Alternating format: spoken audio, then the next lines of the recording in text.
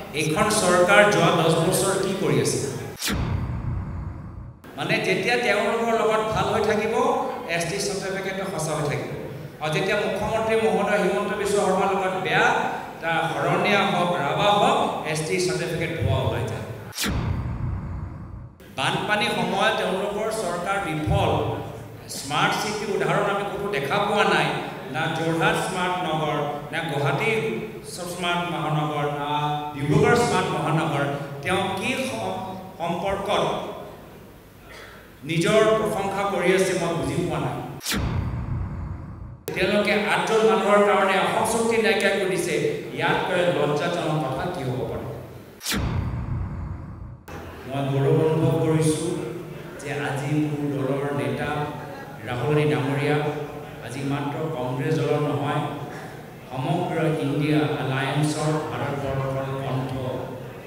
হৈ উঠিছে আৰু তেখেতৰ নেতৃত্বত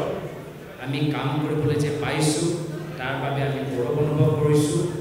যোৱা 10 বছৰৰ ভিতৰত আমি দেখা পাইছোঁ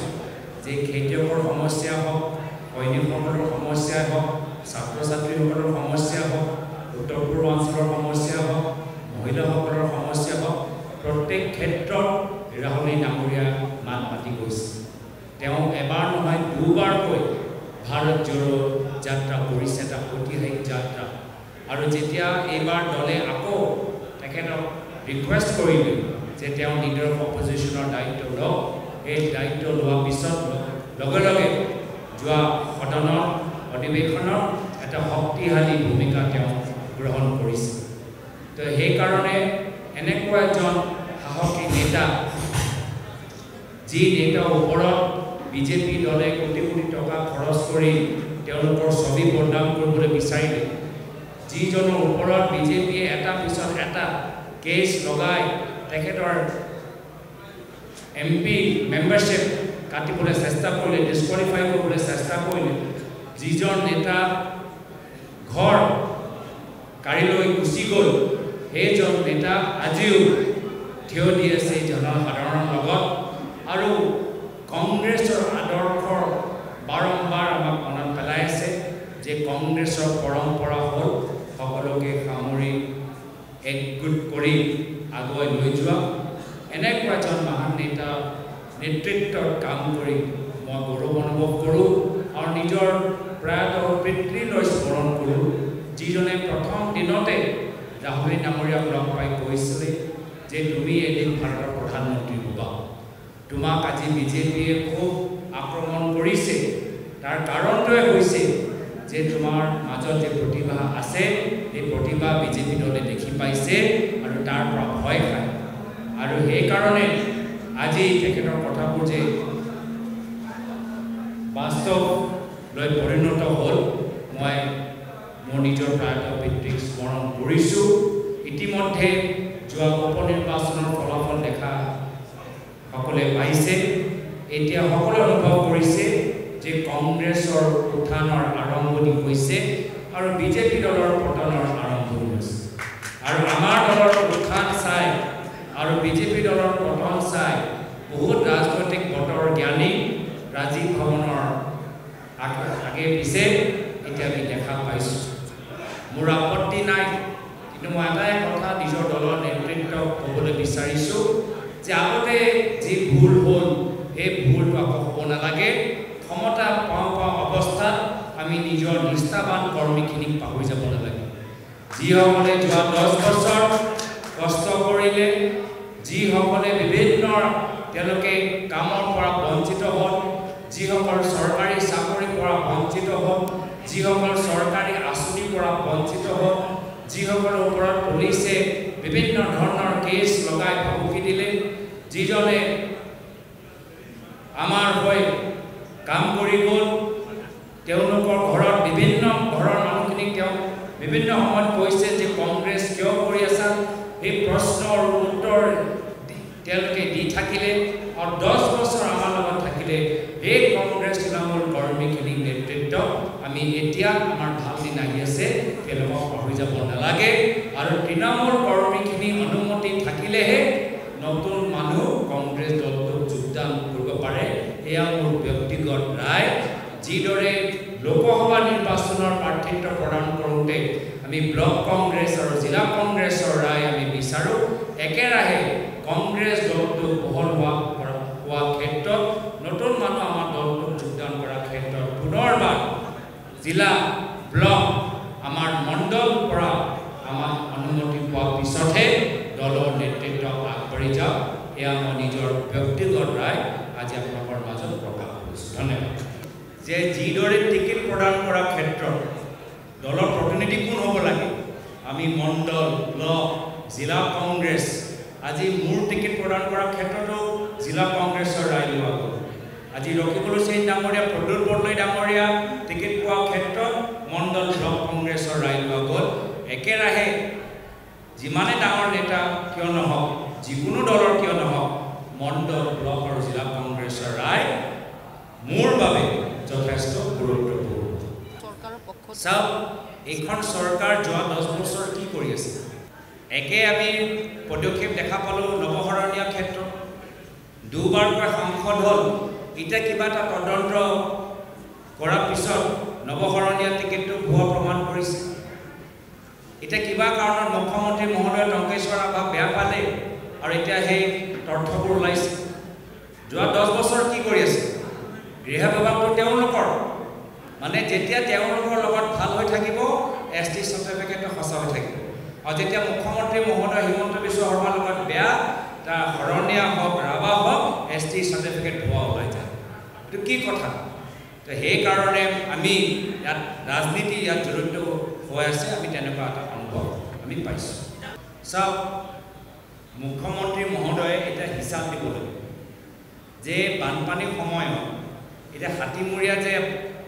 বাথৰি ছিঙি গ'ল, যিজন ঠিকাদাৰ কোন মন্ত্ৰীৰ ভাই, তাৰ ওপৰত কিবা এটা এই যে ঠিকাদাৰ ভুৱা, তেনেকুৱা কিবা প্ৰমাণ আমাক দিব নেকি? আজি আপোনালোকে যোৰহাটৰ অৱস্থা চাওক, পানী JB কলেজৰ ভিতৰত সোমাই গৈছে। না গুৱাহাটী কিবা উন্নয়ন কৰিব পাৰিলে, গুৱাহাটীটো নলাত এটা ধৰা পৰি মৰিলে, এতিয়া যোৰহাটৰ JB কলেজত পানী সোমাইছে। ডিব্ৰুগড়ৰ অৱস্থা চাওক, তো ক'ত স্মাৰ্ট চিটি? তেওঁ যে যোৱাকালি এই যে কিবা ৰেংকিং ওলাইছে, স্ক'ৰ লৈ নিজৰ বাবা ল'বলৈ বিচাৰিছে, বানপানীৰ সময়ত তেওঁলোকৰ চৰকাৰ বিফল। স্মাৰ্ট চিটি উদাহৰণ আমি ক'তো দেখা পোৱা নাই, না যোৰহাট স্মাৰ্ট নগৰ, না গুৱাহাটী স্মাৰ্ট মহানগৰ, না ডিব্ৰুগড় স্মাৰ্ট মহানগৰ। তেওঁ কি সম্পৰ্কত নিজৰ প্ৰশংসা কৰি আছে মই বুজি পোৱা নাই। আজি আমি গৰিহণা দিছোঁ যে তেওঁলোকে এই আইন যে আনিছে, ৰূপায়ণ কৰিবলৈ বিচাৰিছে। আজি বহুত আমাৰ হিন্দু বঙালী মানুহ আজি অসমৰ ভিতৰত জন্ম লৈছে, অসমত জন্ম হৈছে, কিন্তু আজি তেওঁলোকে NRCৰ পৰা বাহিৰত। NRC ভিতৰত সোমাব লাগে, ভাৰতীয় নাগৰিকৰ সন্মান পাব লাগে। এতিয়া সেইসকলক বিজেপিয়ে কৈছে নহয়, তোমালোকে নিজৰ ওপৰত বাংলাদেশী এটা দাগ নিজৰ দেহৰ ওপৰত জাপি লোৱা, তাৰপিছত তোমালোকে নাগৰিকত্ব পাব। NRC ভিতৰত সোমাব নোৱাৰিলে এতিয়া এজন যোৰহাট বা তিনিচুকীয়া বা এজন ডিব্ৰুগড়ৰ বঙালী মানুহে নিজকে বাংলাদেশী ক'ব লাগিব। আজি আমাৰ হিন্দু বঙালীৰ ওপৰত আটাইতকৈ ডাঙৰ যদি অত্যাচাৰ কৰা হৈছে এই আইন জৰিয়তে আমাক দাগ লগাইছে। ইয়াত চব আমাৰ ভাৰতীয় নাগৰিকসকলক যি ন্যায় পাব লাগে তেওঁলোকক দিব নোৱাৰিব। আৰু তাৰপিছত আকৌ লগে লগে কয় যে মানুহে নাই, আইন জৰিয়তে মানুহে ওলোৱা নাই, কোনোবা 5 জন 8 জন। আৰে যদি অসমত ভিতৰত যদি 5-6 জনহে বিচাৰিছে নাগৰিকত্ব এই অধিকাৰ, তেতিয়া আইন আনিছাই কিয়? এই 5-6 জন ব্যক্তিৰ কাৰণে তোমালোকে অসম চুক্তিৰ হত্যা কৰিলা। এই 5-8 জন মানুহৰ কাৰণে তোমালোকে অসম চুক্তি নস্যাৎ কৰি দিলা। তো তেওঁলোকৰ ওচৰত তৰ্ক নাই, তেওঁলোকৰ ওচৰত যুক্তি নাই। এই গোটেই আইন যিদৰে তেওঁলোকে ৰূপায়ণ কৰি আছে, ইয়াত মুখ্যমন্ত্ৰী হিমন্ত বিশ্ব শৰ্মা ডাঙৰীয়া অহংকাৰ লুকাই আছে। আৰু যদিও সৰ্বানন্দ সোণোৱাল ডাঙৰীয়া এজন ভাল মানুহ, মই তেখেতক সন্মান কৰোঁ, কিন্তু প্ৰাক্তন মুখ্যমন্ত্ৰী হিচাপে তেখেতৰ বিফলতাও ইয়াত লুকাই আছে। মেঘালয় বিধানসভাত তেওঁলোকে ৰেজুলেশ্যন পাছ কৰিছে কা আইন বিৰুদ্ধে তেওঁলোকে 8জন মানুহৰ কাৰণে অসম চুক্তি নাইকিয়া কৰি দিছে ইয়াতকৈ লজ্জাজনক কথা কি হ'ব পাৰে চাওক যেতিয়া গেছ চিলিণ্ডাৰ দাম 1000 টকা এটা অৰুণোদয় আঁচনি কাম নাই যেতিয়া মাহৰ আপোনালোকৰ কাৰেণ্টৰ বিল যেতিয়া 1000 টকা তেতিয়া অৰুণোদয় আঁচনি কাম নাই যেতিয়া দালিৰ দাম 120 টকা তেতিয়া অৰুণোদয় আঁচনি কাম নাই তো সেইকাৰণে তেওঁলোকে আঁচনি দিলেও মূল্য বৃদ্ধি যে নিয়ন্ত্ৰণ কৰিব পৰা নাই চাকৰি যে দিব পৰা নাই সংস্থাপন যে দিব পৰা নাই তাৰ বাবে ৰাইজে বিভিন্ন আঁচনি সুবিধা পালেও ৰাইজ দৰিদ্ৰ সীমাৰ তলত আছে আৰু আঁচনি কিমানক দিছে সকলোৱে অৰুণোদয় আঁচনি পোৱা নাই 100 ভিতৰত 10 জনক অৰুণোদয় আঁচনি দিছে বাকীটো পোৱা নাই তো সেইকাৰণে এই অৰুণোদয় আঁচনি মাত্ৰ এটা মাৰ্কেটিং গিমিক ইয়াৰ লৈ তেওঁলোকৰ মানুহবোৰ কিমান বাৰ লৰাই আছে অৰুণোদয় ফৰ্ম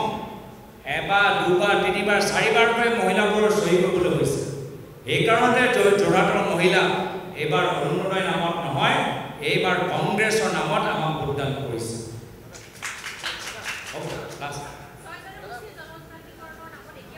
ছয় জনগোষ্ঠী জনজাতিকৰণৰ আমি পক্ষত আছোঁ আগতেও আছোঁ এতিয়াও আছোঁ সদায় থাকিম আমি বিচাৰোঁ আমাৰ অসমৰ প্ৰত্যেক জনগোষ্ঠী জনজাতি তেওঁলোকৰ সংবিধানৰ ভিতৰত যি অধিকাৰ আছে অধিকাৰ পাব লাগে আৰু এয়া যিসকলে আজি তাৰিখত নেতৃত্ব লৈ আছে তেওঁলোকৰ দায়িত্ব যে এনেকুৱা এটা সমাজ গঢ়ি তোলা য'ত যিসকলে জনজাতি হৈ আছে তেওঁলোকে নিজৰ অধিকাৰ পাই থাকক আৰু যিসকলে দাবী কৰি আছে তেওঁলোককো অধিকাৰ মতে যি পাব লাগে এনেকুৱা এটা পৰিৱেশ বনোৱা আজি চৰকাৰৰ দায়িত্ব কিন্তু চৰকাৰে দায়িত্ব ল'ব পৰা নাই আজি আদানী আৰু আম্বানী আৰু ধনী হৈ গৈ আছে আৰু আমাৰ 6 জনগোষ্ঠী দাবী কৰা মানুহবোৰ এতিয়াও আজি ধৰ্ণা কৰিবলৈ বাধ্য ধন্যবাদ